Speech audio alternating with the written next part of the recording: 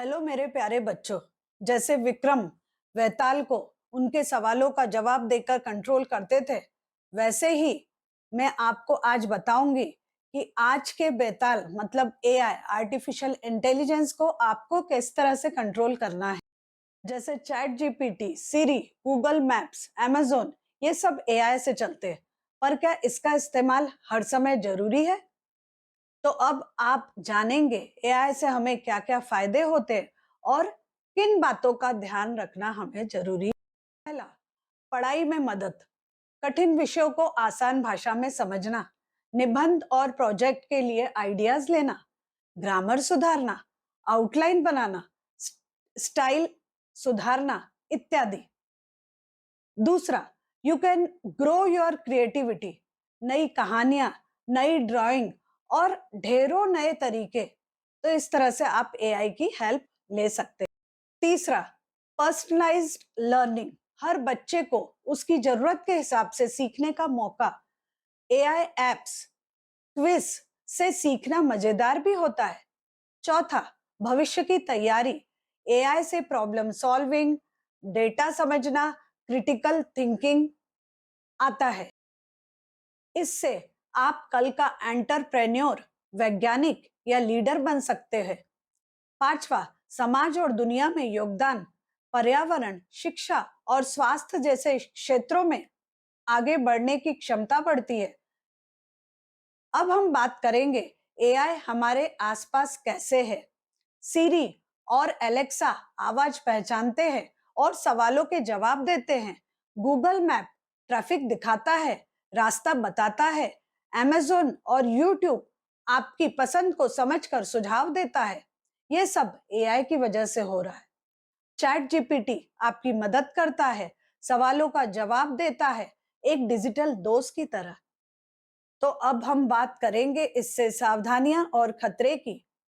पहला, जरूरत से ज्यादा स्क्रीन का इस्तेमाल।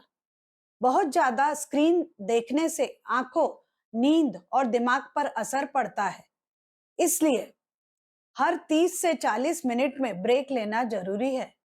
दूसरा, अकेलापन और सामाजिक दूरी।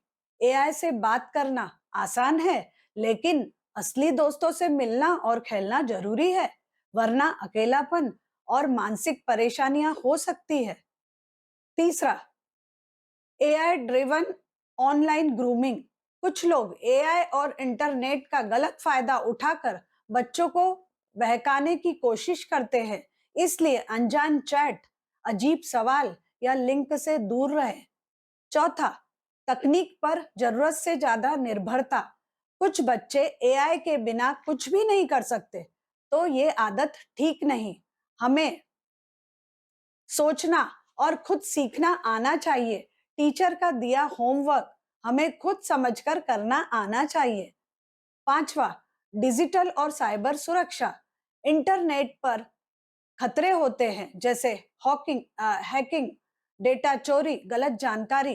कभी भी अपनी पर्सनल जानकारी जैसे नाम, पता, स्कूल आदि शेयर न करें। छठवा, गलत कंटेंट तक पहुंचना।